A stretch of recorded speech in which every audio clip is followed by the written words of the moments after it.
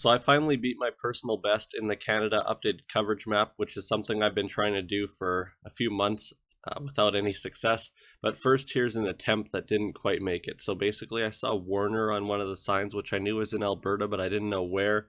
And my goal was just to find any type of clue, like a highway number or something. So I was trying to go just to the edge of the town here, and I got 36, which I figured would probably be quite easy to find, and I think it was. Yeah, it's quite a big highway there, and it showed up without having to zoom in much. And then the three-digit ones, I think they have some type of pattern counting up from the US border. So 504 or something I found there, and then it was just a matter of pinpointing the actual location within the town. I can't remember if I used the fire department or the gas station. I guess just the gas station. And then there's some museum there apparently, which I didn't actually notice. But anyway, this one was easy. It was Ontario Highway 11, which I knew where that was, but I didn't know exactly where this 625 was or whatever it was. But I knew it was somewhere in northern Ontario, so it's just a matter of finding 625. I don't think they really have a pattern here. As you can see, the numbers seem to be all over the place. So yeah, it's just a matter of looking along the highway for 625. Luckily, 11 doesn't have as many junctions as 17, so it's a bit easier to look. It actually was in the eastern section of Highway 11 east of Thunder Bay. So there I finally found it, and then we were at the junction, so it was quite easy there. And then this one, it was in French, so I figured it was like Gaspé Peninsula or that thing, whatever that's called, on the north end of the St. Lawrence River, like northeast of Quebec City. Did turn out to be Gaspé Peninsula. I figured it's probably best just to look around Gaspé Peninsula because I wasn't really sure if I'd get any other clues, and that ended up showing up. This lighthouse thing showed up without having to zoom in too much, and luckily I found it very quickly, so it was right there. So this was 2 minutes so far to do 3 rounds. So this one I saw Annapolis Royal, which I knew was in Nova Scotia there on the west coast somewhere. Yeah, there. So I found that, and then I was looking for Bridgewater and Liverpool, which I found. I found Liverpool. I don't think I actually found Bridgewater, but it didn't really matter. So then it was just a matter of finding these streets, and then I found this restaurant, EJ's Grill. So I figured, yeah, it was on this Highway 8 somewhere, so it's just a matter of looking for that grill. I think I went around looking for a bit more clues here, but eventually I just gave up and figured this isn't that, like, there are not that many populated places on this highway, so let's just look up and down the highway. It's not that long of a highway either, and eventually I'd probably find the restaurant. Since a lot of restaurants stick out on the map, the name didn't stick out, but the point for the restaurant did, so we're pretty close to that. We're at the intersection. So 3 minutes and 9 seconds, I think, for 4 rounds. But unfortunately, this one, I'm not even going to play the whole thing because it was just annoying, and I didn't end up getting the score perfect anyway. It was in Manitoba, which I think I eventually figured out. I think I assumed it was Manitoba quite early because it was like rounds that I'd gotten in Manitoba before. But yeah, a lot of the roads didn't have signs. I think the street signs at the intersection where I started, well, firstly, only one of the roads was actually signed, but I don't think that was the name that showed up on the map. Anyway, I'll skip ahead here in the video. Eventually, I found some highway numbers that narrowed it down to the area, but in the end, it doesn't really matter because I didn't get the score. I didn't get a good score anyway. It was just a guess because I had no idea where I was. Actually, no, these roads didn't actually have names on the map. That was the problem.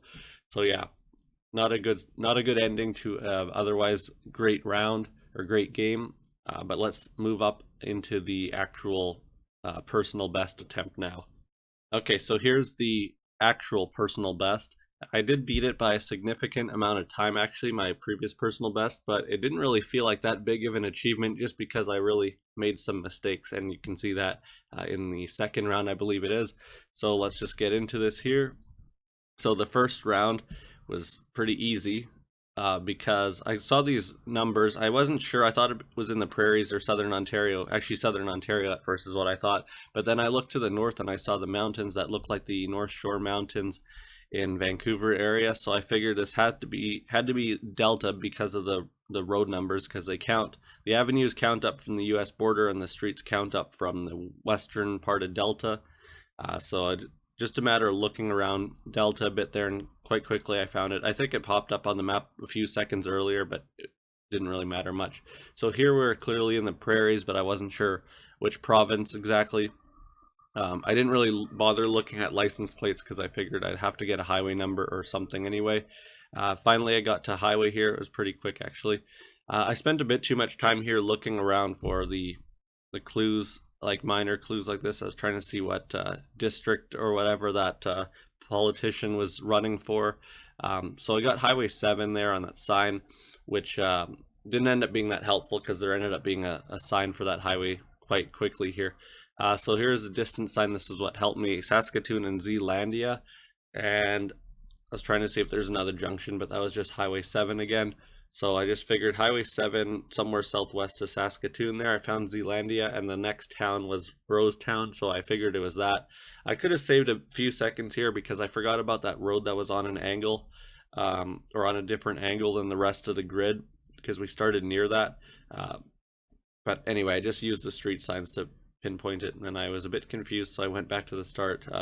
The thing is, you can be quite a ways off and still get it, so I probably should stop going back to where I started to pinpoint it. Anyway, this is the one that I screwed up on. So this one I spent like probably 45 seconds too long because I was looking for secondary highway 750, which I know they have a pattern in Alberta, so I was looking for that, but it popped up on the map quite a bit before I actually noticed it. So I think here I remembered how the pattern works, kind of, that it starts from, like, I don't know exactly what it starts from, but it counts up as it goes east. So I figured it was kind of in this part of the province, but I didn't know how far north or south. So I can't remember. Oh, there, it actually popped up there. You can see it for a second there. It was right in the middle and then off to the side, but I didn't notice it. I was looking at other things. So basically that was around 45 seconds in that it popped up. And I don't think I ended up finding it for, I don't know, it was like a minute 30 or something when I finally found it. Because when I found it, I got the point almost immediately, because it was quite easy, because we're at this like curved section of the highway. So yeah, basically just looking around Alberta here. I think I eventually go up to search in Grand Prairie. I see 751 there, so I assume we're close in 748. Turns out I don't actually remember exactly. Yeah, so it ended up being there. So there we go. I found it finally. And then yeah, because we had that curve in the road, and then I knew the junction was with Township Road 750. So yeah, that was a pretty bad round because I spent way too much time looking when I already saw, or when it already popped up on the map. Anyway, this one I also made a mistake here. I didn't really notice that next sign was a highway sign, a highway numbered sign, so I was spending too much time here using this sign because I knew where Weyburn was, but I didn't know these other places. So I was looking for Bengo to try to find like which road we would be, or which junction we'd be at, because I didn't think that this would actually be a highway because it was just a dirt road. But then I noticed here there's a highway sign, so that kind of helped me pinpoint it. 334 was the one we were on, and it was ending, and then took me a second to remember that we started on the train track. But anyway, there we go. And then the final round I got confused again, but it was quite an easy round, so still managed to get the perfect score. When I saw Burnside Road, I was excited because I thought we're in BC in Victoria, but it turns out that this was in Nova Scotia because of the highway shield. I figured based on the size of the road and the fact that they have this type of junction, it would probably have to be Halifax. So quite quickly I found 118. I was a bit confused here, and then I figured it had to be that junction because of the loops. I forgot exactly where I started. I should have just gone back to the starting point a lot earlier, but I was looking all around trying to find that exit number, and then yeah, what ended up happening. So yeah, I just went back to the start to look for that loop thing, and then I figured based on the angles it had to be that loop, and I didn't bother really pinpointing it. I just clicked somewhere random and it worked. So 5,000 points there, and 4 minutes 59 seconds, so I beat the previous record by just under a minute. I think was 5:58 was my previous record. So here we're just doing a review of the rounds, I guess. So yeah, the Delta round was pretty easy, just because I'm familiar with that area. I guess if you figured out that it was in Vancouver, like the Lower Mainland, it'd probably be pretty easy because of the highway numbers. That one, I don't know, I could have saved a couple seconds there maybe, but this one really annoyed me because, yeah, 45 seconds or something I could have saved. It could have been like 4 minutes and 15 seconds or so. Maybe with this one, if I just chose to look at the correct sign earlier, I could have saved maybe 5-10 seconds. This one, if I didn't get confused, I could have saved a couple seconds. So yeah, I could have maybe done this, given these rounds, I could have done it in about 4 minutes if I didn't make so many mistakes. So that's why I'm kind of annoyed, but at the same time, I'm happy that I finally beat this personal best, because I've been trying for months to do this and I haven't been successful. I found that this map seems to be giving a lot more very rural rounds with no signs around, like in northern Saskatchewan, northern Manitoba, and then in the territories. So I've gotten a lot of really tough rounds like that. Before, when I was attempting these, the tough ones were mainly in the Maritimes, just places I'm not familiar with, but now a lot of the tough ones are just places where there's no signs helping me at all.